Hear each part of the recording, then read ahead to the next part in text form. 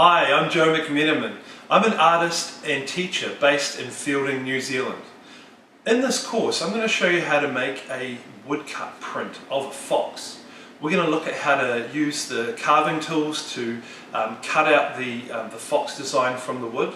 We're also going to make a test print so we can see what else we need to cut out to make it look really good. And then we're going to do a final print using a technique to rub out some of the ink around the subject and make it look really interesting in the background. So I hope you are looking forward to taking this class, and I hope you learn a lot. Thanks.